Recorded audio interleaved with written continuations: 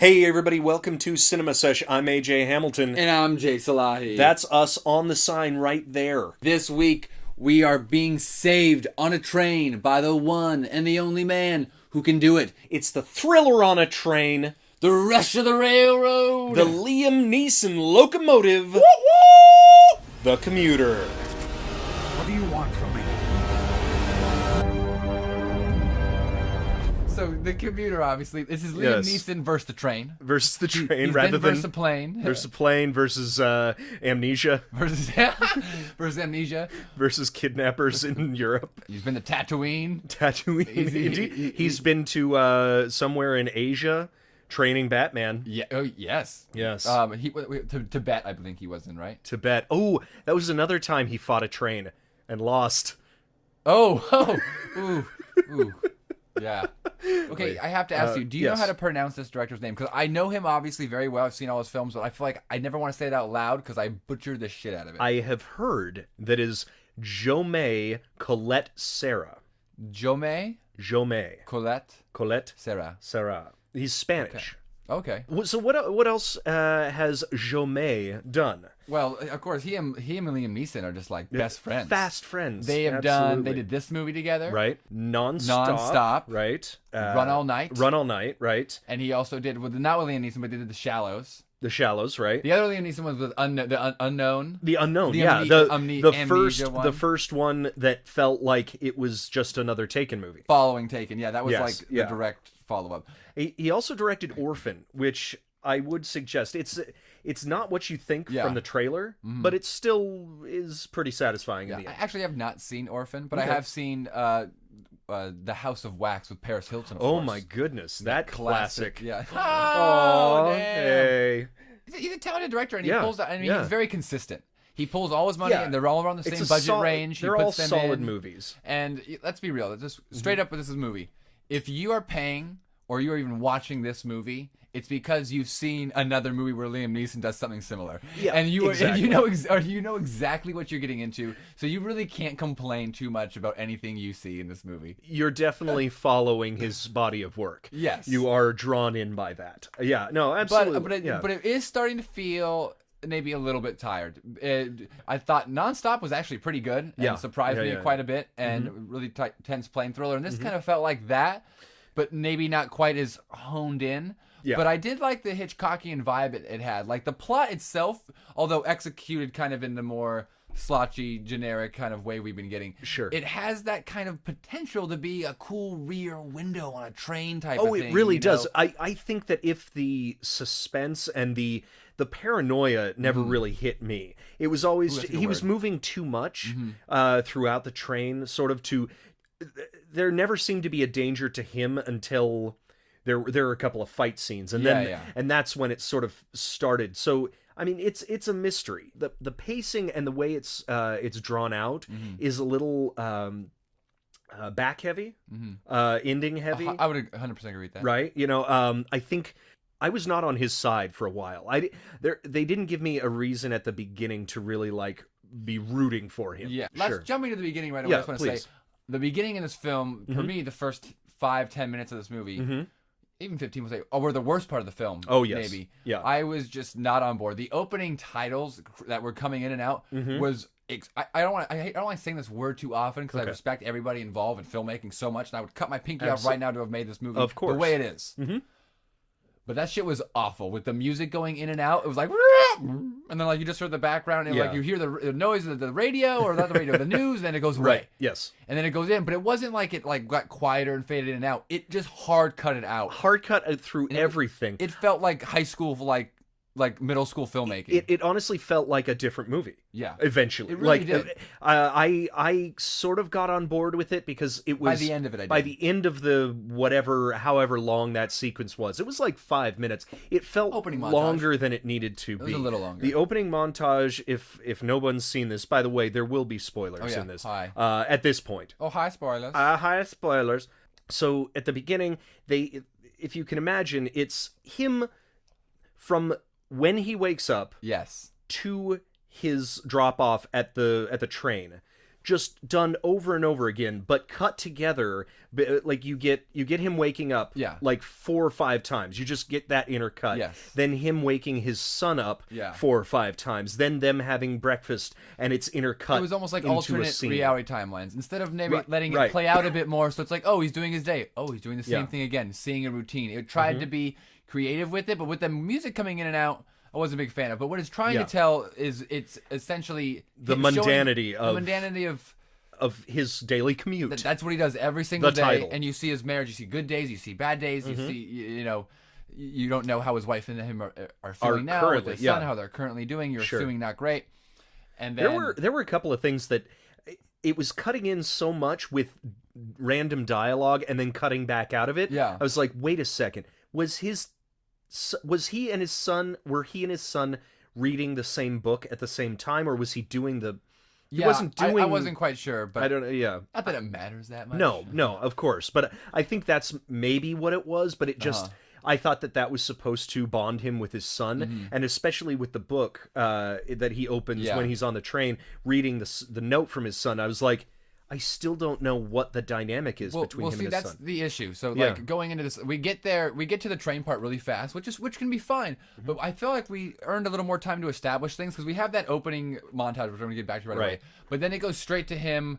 You see what he does at his job, and I always see it. So it's like, here's a scene of you doing your job, and then like literally it's a 30-second scene, and then the next scene you're getting fired. Yep. And then it's like, then he's at the bar, and then he goes on the train. And none of that time, because in the montage, we give us a lot of information. Like, a lot of information. Ridiculous. But we don't really hone on to anything, so there's we don't really feel a relationship at all between his wife or his son or his buddy Patrick Wilson. Patrick Wilson is never... who comes in at the end, and of course Sam Neill. I mean, they're just there to establish who they are. So hey, remember us when we come back in an hour and 20 minutes. It was so much exposition. Yeah. Done slapped together and very in an expositional style. I know that's difficult to do, but you could have taken that entire, like you said, 15 minutes and made it sort of more of a drawn out thing to draw us in a little bit, you know? The thing you have to take about with movies sometimes that I like to think, because I had to realize it too. Yeah. With,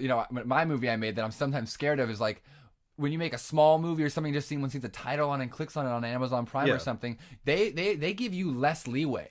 Yeah. Because they don't know what it is, they're turning it off. But like when you see this movie, even if it takes, not that you should, but if it takes 45 minutes to get on the train, I know I'm still getting on that train, and I know the suspense, and I'm paying to see that. Yes. So you do not that you should take too long and drag your movie, but you've earned building up to that because we know we're getting that. And you don't the have rest to start of off on the island getting in by dinosaurs. The rest of it is going to be on the train. Yes. So for God's sake, let's get. And did it feel a little?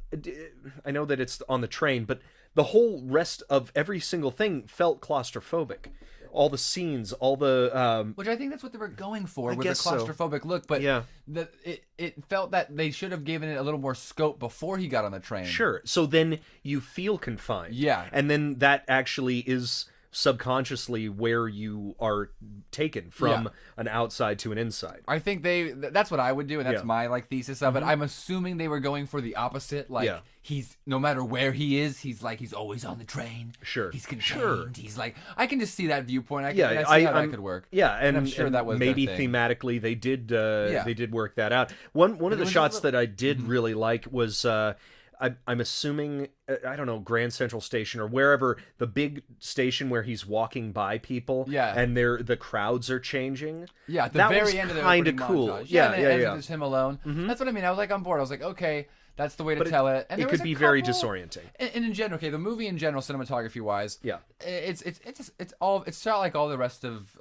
this director's movies. Yes, it's and some of it moments maybe a little too tight. There's some moments that are shaky for no reason. Yeah. When people are just talking and stuff. But overall, I mean, it still is a pretty looking film. Yeah. It's got pretty good lighting. I like the color palette, and I did too. It was warm. It does have But like it or not, there is a style involved, and there is a vision, and he is a director, and he brings something to it. So I appreciate that. It's not a cookie. I mean, if the story and the dialogue, whatever's cookie cutter, he's approaching it as if it's something better than that, or trying to elevate it. So whether he elevates it or not succeeds, he's attempting to do it. No, visually, I really enjoyed this movie. I think where there are some awfully clunky lines for some very good actors to deliver in this thing. I think Liam Neeson says 10 years about 15 times through. I've been working at this for 10 years. Pretty good. But thank you. That's what I do. I'm 60 years old. I'm 60 years old. What am I going to do with the rest of my life? What Liam Neeson's doing, Liam Neeson. Of course, and he's playing it exactly how you expect it. Absolutely. You know, there were a couple of cool fights in this. He sells everything. I mean, yeah. I fucking dig it. I mean, I'm not gonna lie. Like I'm not that I think the movie's like great, but I do. There is certain moments still where you go on that I just can't help but laugh. I'm like, fuck yeah, Liam Neeson. Well, that's my review of the movie. Still, it's like whatever grade it is. If it's a D to an A, I had the same review for these movies. Absolutely. Fuck yeah, Liam Neeson. Let's do it. And the cool thing was, I don't know if they've done it before. Like, he was a drunk in Nonstop, so he was at a disadvantage slightly. But in this one, he was 60 years old. Yeah. So they put him on the back foot a lot in the fights, which was really cool. He doesn't really win any of the fights like outright, and he's kind of like getting his ass kicked in most of them. He is, pretty much, yeah. I mean, and that's... I think it's just it all has to come down to his morality rather than his strength. You know, it's strength of character rather than strength of... I don't know. It was interesting because it was so black and white, but I kind of want to... Did you ever see... oh, God, is it the button or the cube? The box. Is it the box? It's called the box. Okay, thank you. And he says... Based off a short film. If you press this...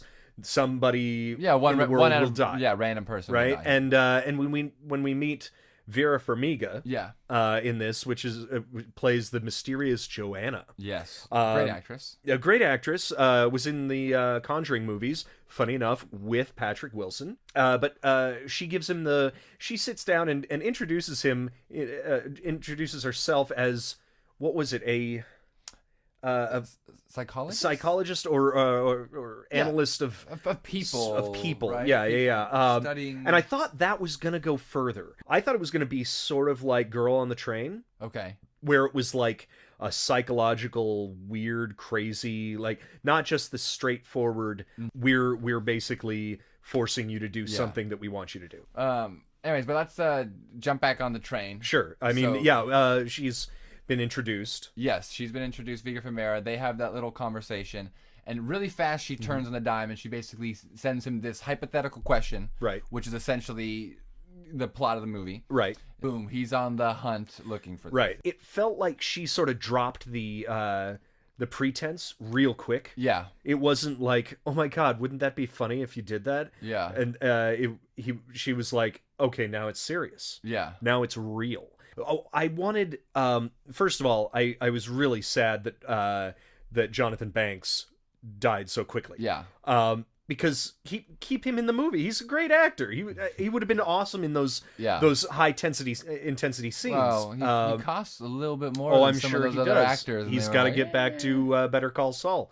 I just want to talk about the action of the first two acts. So before the end of the movie, there's not too much action. It's mostly him running up and down doing the solving. But there is the moment fights the FBI agent, where he fights the FBI, right? Who we find out is an FBI right? agent. So there's that nice hand-to-hand combat scene, which was shot pretty well. It was shot better than some of the last two Taken movies. Were some pretty. But that's Oliver Megatron, the director of Transporter 3.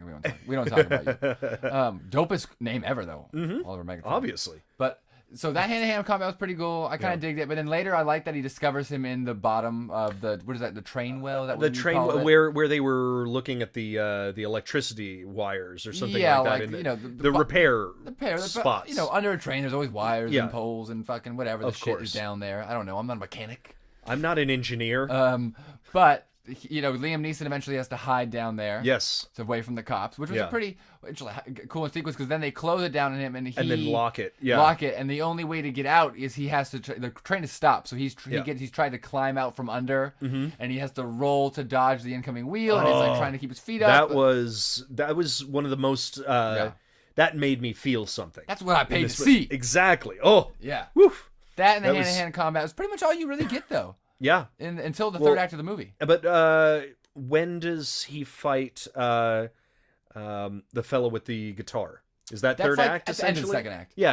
Okay, gotcha. So at the end of the second act, which is the other thing, he fights Right. the whole plot point I want to talk about. He's trying to find a witness, a person right? named Prin. Yeah. Right. So he thinks he found them, and it's actually the person who was the contact, always telling the working like for updating Joanna, the villain. So Yes. he's working for the villain, the henchman, basically. Right. Is who we found out. And they have your favorite part, which was the axe on axe, right? Axe on axe. This guy has a guitar, Yeah. and Liam Neeson ends up grabbing it as a weapon, and the other dude has taken one of the emergency axes from the wall, and axe on axe. Boom. Freaking hilarious. And I think I Love couldn't it. really tell what it was, but I think he pulls out like the tuning part of the guitar and stabs him in the neck to win the fight or something. Like a shattered piece of it or something like that. Yeah. Because that was another one of those points where it's way too close in the fight, even though it's kind of I don't know what it is,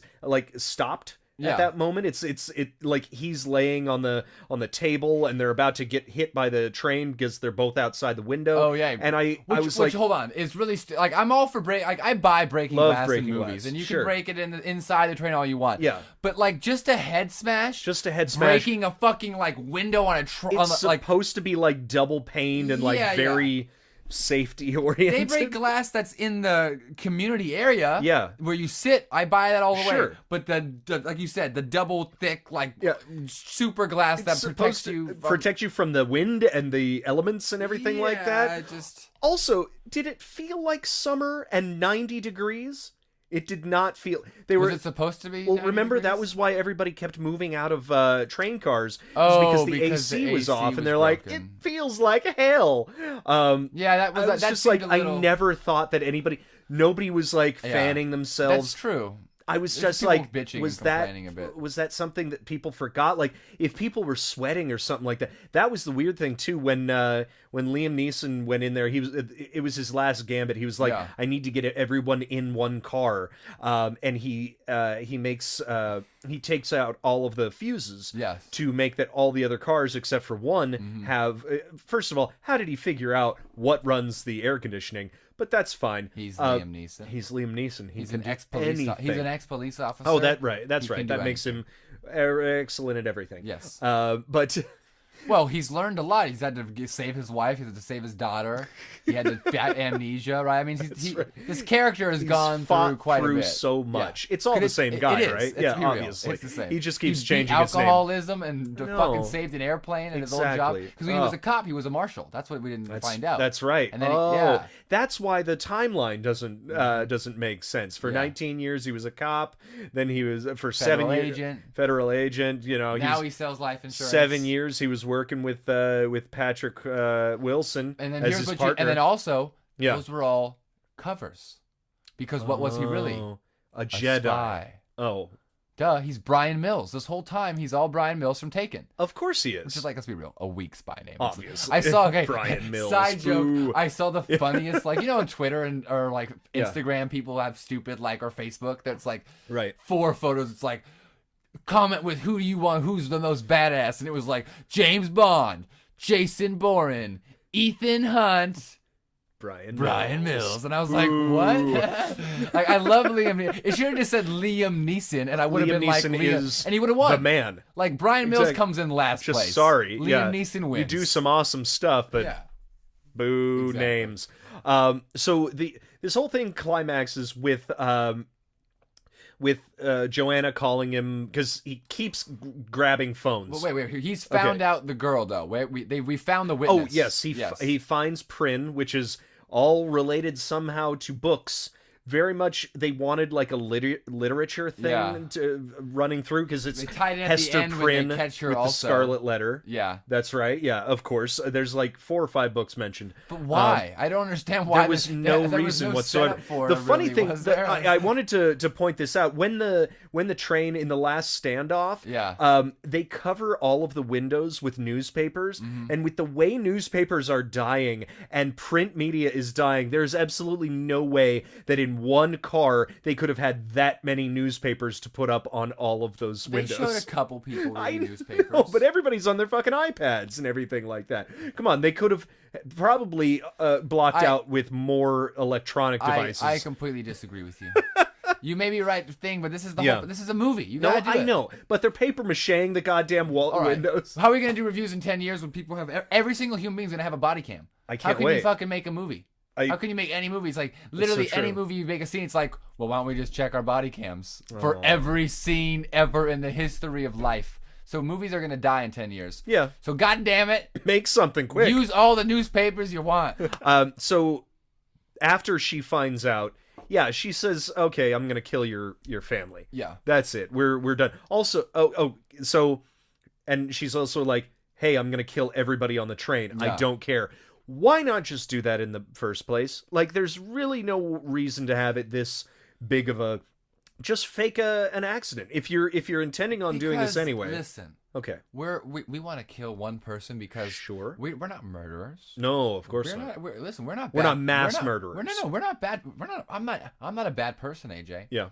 I need to kill one person to protect myself. Yeah. That's it. To protect my persona, to protect my company, to protect my money, to get rich. That's what this is about. Are you implying that you're going to kill somebody? Yeah. Well, Jay? I'm looking at you, I'm staring you in the eye. Oh God. Help me. That's from the character perspective. That's what they're thinking. Yes. Right. Yeah. Instead of like, there's a fine. I mean, believe it or not, it's like a scalpel, not a mallet. Some people, I get it. There's some people in life who'd be like willing to kill somebody. Yeah. But not willing to like blow a bunch up of people. 176 people. But they had planted the bomb as like a last resort. They didn't want to get there. No. But hey, to be fair, they knew it was the end of the line. Yeah. And by the time the train got to that point, there were like 20 people left. Yeah, 20 people died. Yeah. 20 people or 176. It's like they were at least mildly nice.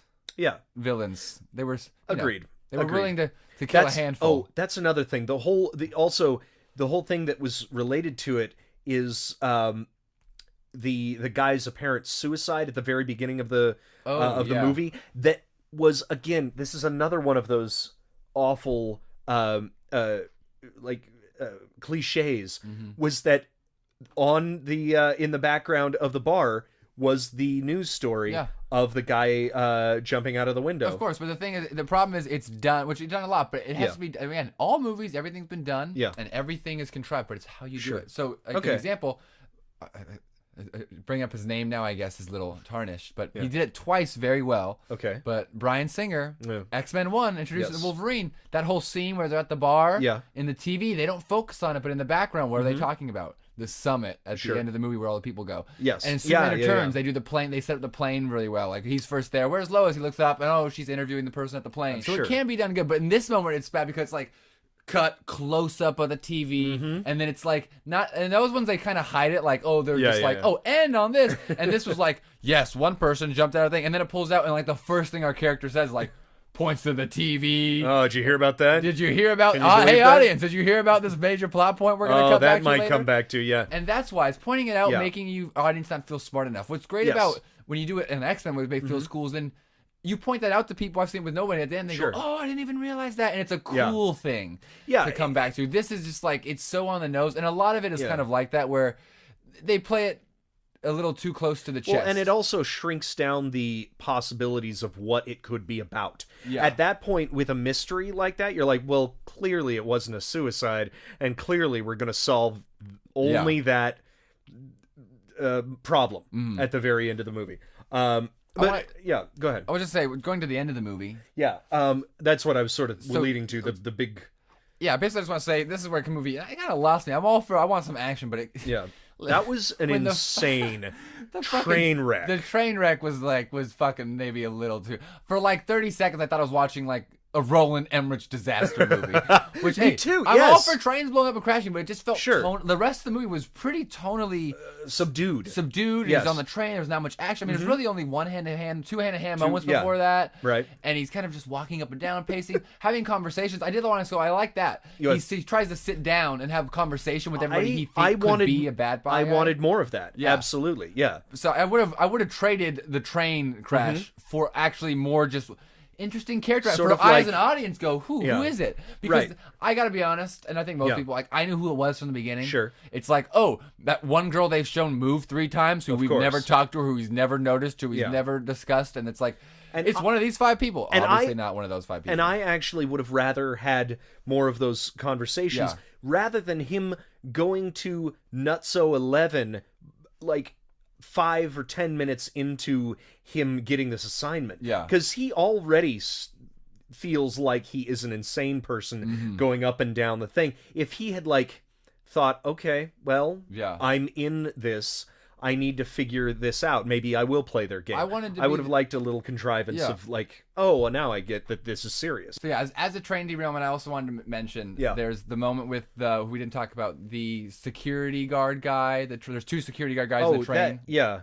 One's like long time, for like 30 years. He says he's been working there. I'm sure, And then the other guy, 10 years. Yeah, 10 years. He's 30, and then the other one is like a Super new guy, cool. like kind of like kind of the one scraggly, sort of like a stoner, sort of like just a nerdy guy trying to hit on some guy, hitting on some girls. Yeah, sure, exactly type thing. But I thought it was funny at the end because they think he's a bad guy. Then obviously the train derailing thing has happened. They see the guy's dead. Right. So I guess he sees the guy dead, and he kind of realizes that Liam Neeson didn't set that bomb and kill the guy, which he could have, I guess. Well, and then he just kind of goes, all right, I'm just going to help him. There's no discussion of like, we're on the same team again. It's like, let's just go solve this. There's no paranoia. It's like everybody else is just sort of set pieces. Yeah. Because honestly, at the beginning, with all of the quote-unquote introductions of all of the characters, that was just like a flyby and like 2 lines or just a look or something like that. I did not care for any single one of them. Yeah. And it didn't feel,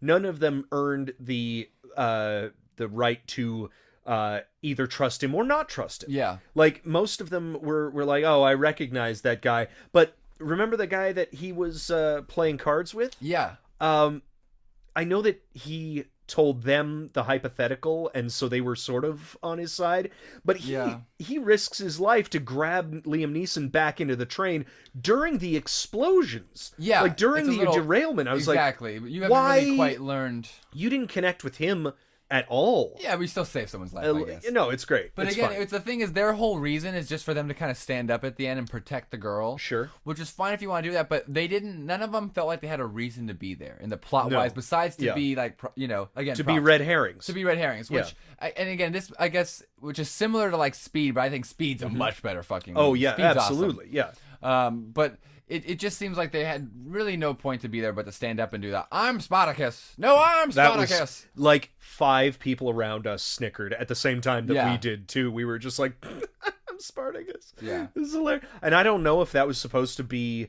like a triumphant thing or a joke, because then they cap it off with the new ticket taker being like, I'm not Spartacus. Which I thought was funny. I'm not Prin. No, I did too. Yeah. That was one of the most genuine laughs in the whole movie. Not that it's a comedy, but he lets like half of the train go. Yeah. We didn't even care about those people. It's literally like, I didn't even know those were people on the train. No, me neither. The only people, like literally everyone left are the only faces we've seen. Exactly. So it's like, okay, that's fine. And then they do that Which thing. Which is weird. Hold on, I want to say. Yeah. Because if you think about it, it's like, you can let people off the train and he's like, not the people, like, you think he, like, some of the people he likes the most, he's like, yeah, you get out of here, Tom, who lent me the phone or whatever. Safe. Yeah. And he's like, nah, you can stay, Tom. I like you. You stay kidnapped with me. It's like, Stockholm Syndrome. Yeah. All of you feel it, right? Yeah, you like me. First of all, they killed, like, I thought it would, okay, we have to go back to the train crash. Okay. 2 things. Liam Neeson jumps from one train to the other when it's spread out. Shit. Dig it. I was like, fuck yeah. That's what should happen. I was like, yeah, Liam Neeson jump. Yeah. And then the 30-year-old guy. The 60-year-old 30-year-old veteran guy jumps. Slams into the He misses. It's like fucking a 5-foot jump, and he jumps right. And I literally don't understand how it's possible. I know the train's like going 70 miles an hour or whatever. But I don't know how you don't jump straight. It's a 5-foot jump, and somehow you jump like. And they're still on straight tracks at this point. And you drove. It's like a 5-foot and straight jump, and he jumped 5 feet and 2 feet to the right or 3. And it's like, what are you doing? It just slammed. Like that was an unintentional laugh right there. And that then was he hilarious. dies which like. so no fanfare. It's I so thought funny. the people or they don't even cut back to him. Why does he jump over to help Liam Neeson? He like jumps over and like Liam Neeson does it by himself. He like stands. He just looks over Liam's shoulder. Doesn't he Liam pull Neeson something saves else it, up? maybe. Or, I don't know. And then like the train crashes, and somehow as the train is crashing, it thrusts Liam Neeson onto the fucking back of the other train, and then our other guy, we don't see anything, but he's dead as fuck. No, yeah, it just gone. Besides the one line of like, we think there's no sign of casualties yet at the end of the newscast. Like, no, that one dude, he's in a couple pieces right now. Yeah. He's smashed. Also, the engineer. The engineer of the explosion, remember? Yeah. That dude definitely died. Yeah, he was dead. He died beforehand. Yeah, so false news. So you're wrong. Fake news. But just on the very end, then of course, Patrick Wilson has to come in. And then does that monologue of, hey, you think you're being noble, you're not noble. And that's a callback. To when they mentioned, which I hated, because the first time they mentioned it, too I was easy. like, okay, so now someone's going to... The thing is, in a callback, you usually want it to be like... Something innocuous. When the callback happens, you go, oh, yeah. Yep. But when like they set up the callback, it's literally like, oh... So you're waiting for you're literally waiting the whole movie for someone just to say noble. And what if you were wrong? Like, people what if say just noble. other people, yeah. But that's why they had to make him say it 3 times. Yeah. He says, noble, you think noble. you think you're noble, but you're not really noble. Everyone on the train is like, this guy. Yeah. It's like, oh, get him right now. I did like him sort of looking over at her. Okay. Like, not all of the other reaction shots, yeah, but just Liam Neeson sort of slowly looking up and looking over at Prin or Sophia, and being like, it's him, isn't it? Yeah. And, it was contrived. It was very, very easy. Like, that's the thing. I didn't want like an Ocean's 11 type flashback type thing of like, I'm really glad there was no flashback. It built all of the thing. Yeah. But connecting the dots was way too easy. There weren't enough parts to connect. Yeah. To really throw you off. No, it kind of does what I mean? one dot at a time, and you get one, like, it sets up one thing and you figure that one thing. Instead of like setting up something, setting up another thing, solving something, but not solving something you've known yet. Indirectly. Like, yeah, exactly. Jesus. Oh, we've been doing this too long. That's terrible. But so he's bad, and they fight. Of course. And Liam Neeson gets tore the fuck up. But he wins. Stabbed like 3 times and then shot in the leg or Patrick foot. Wilson's going crazy, stabbing other people. But Patrick Wilson came in, of course, like a tracker to like say he was the good guy. Yeah. And then Liam Neeson in the fight stole it. Right. And I thought they did trick me. I thought that Sam Neill was on the side of Patrick Wilson. I did too. Any Sam Neill is good Sam Neill. I'm just glad that. I mean, I'm sad he was only on set for 2 days. Obviously, me too. Yeah, right. The end, but I'll take any bits I can get. Absolutely. Anything to help save me from the Alan talking raptor ruined my childhood. Oh, buddy. We meet up with Joanna again on that train, right? Before that, we hint out that Liam Neeson gets his job. Oh, yeah. His family, who, again, we don't care about and only saw in the beginning, shows up, and it looks like he's going to have a very... And the thing is, I wish they would have established, like, maybe his marriage is in a bad place. Yes, yeah. So and that's, like... Because they hint at that. I think that's what they were hinting at. That they when it ended, did, like, sort of. It ends... The marriage is not what it used to be. But that one call that he gets in present time... Yeah. Seems fine. It seems like everything's good. Hey, he's going to Syracuse. We got to send the money. By the way, I have a friend. Shout out to Ben, who goes to Syracuse. Go Orange. Sam Neill gives that great line of, we could use somebody like you on the force. And I'm not gonna lie. I was like, fuck yeah. Give that man a job. Why not? Felt good. And then that's good full circle storytelling enough for me. Oh, very much so. He gets a little bit of a reward. We're not so worried about him. He's a hero. He's a hero. HERO hero. Hero. Wanted to punch whoever wrote that line. It almost felt like an improv line, like that guy over there was just like, I don't know, they told me to say something on set at the time, and I just spelled hero. And I just but then he's on a train, he walks up behind Vera Farmiga. She's reading The Count of Monte Cristo. Yes. No reason. Again, why? Liam Neeson walks up and is like, I know this book very well. It's I'm sure there You're are a no... cop. Yeah, I read this because my son read this. Who we don't ever see reading it. Do we? Yeah, we don't care about him. We don't care about the wife, really. But he does get his job back, which is very... Like, there's two moments in this that are very much anti-financial institution. There's a couple. When he says, "Oh, back in 2008, we lost everything." Yeah, you know, bringing in the reality of the bank crash in the time, the Goldman Sachs thing where he says, "On half flips the off the guy." Yeah, exactly. But there was like one or two other little like on the nose, like very much. It's now, which I hate. I mean, I get it's movies, but I roll my eyes. Yeah. Every time, and it has nothing to do with me not believing in it. No, it's just I feel it's just so fake in a movie. But anytime someone sits down and says. It's like the one most generic line. Yes. It's like the most generic line you can think of. Like, those Wall Street guys really screw fat us small cats. guys. How many times have you seen someone say, "Oh man, those Wall Street guys fuck us"? So anytime you see a movie and the only one, it's like the one line of depth is like those Wall Street people. Oh, it's like that's not depth. No, it's not. That's just like a 7-year-old. You just yeah, exactly. Like rich people are mean. You know, share the wealth. Yeah. Because children are being raised as socialists now. No, but and then he sees her and says, "Oh, I'm gonna get you." And she doesn't seem even remotely surprised that he found her. No, she's just like, "Who are you again?" And then he says he tells her what her commute is. Has he been following her? Well, because she knew all the information about him, so he's like, "I got information on you." Okay. But what's also stupid is like, from the girl who has eyes and ears everywhere, who knew all this information, he sits down and she doesn't even know he's a cop now. Yeah, no. It's like, what are you gonna do about it? And he's like, "Bitch, here's my badge." I have and my she's badge. Like, oh, whoops, bump, and then hard black. Hard to black. I'm not gonna lie. I was glad it ended on Liam Neeson at least. Oh yeah, of course. Like, yeah, Liam Neeson. How is she not like? He survived it. Yeah. It's just resolved. Yeah. I guess. I don't know. But so and then the credits roll. Yes, and the end credits were the best part of the movie. They were really cool. I love the end credits. They were because they had like I like any end credits that do something artful, and sure. But I also say I like black and white end credits too. On big blockbusters like the Avengers movies, you want to do the cool. I like all the cool shit you do. Yeah. But sometimes you gotta. I like the solid black and white, but I like the added touch on. Like I wouldn't have liked it if it was like different colors in the background. Right. But it was black and white, but it was divided by train lines. Train lines, which it looked like a train map. Yeah, exactly. Which was actually really cool.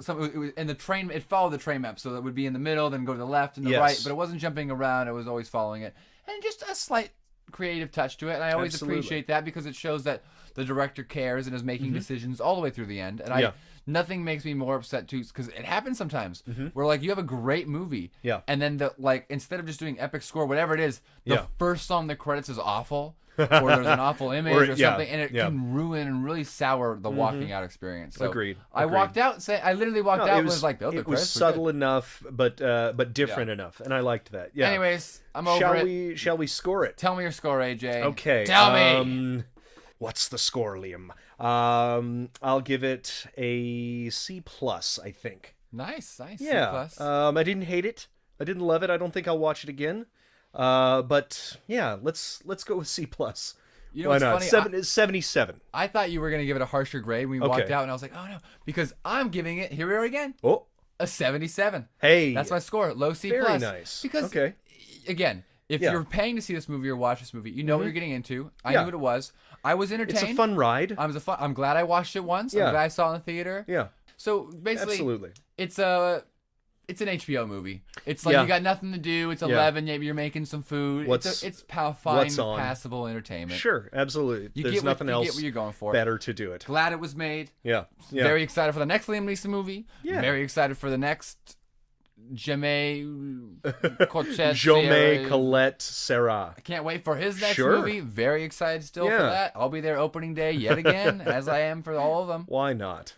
And that was The Commuter, everybody.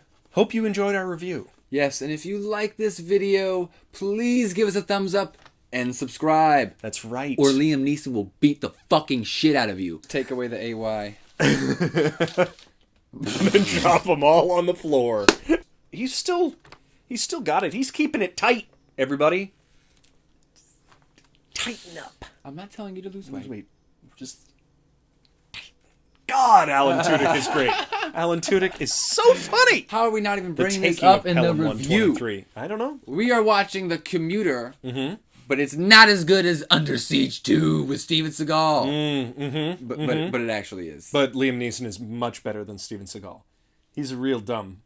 Broken Arrow with the nuclear thing on the train. Yeah, but they're like on a ship. They're on like a. They're in like a fighter jet. But they're on a like train. Fighting a train. Yeah. Yeah. What else? I gotta be honest. I fucking hate Broken Arrow. However, Face Off might be the greatest film ever made. I absolutely love that movie. Face Off. No more drugs for that man.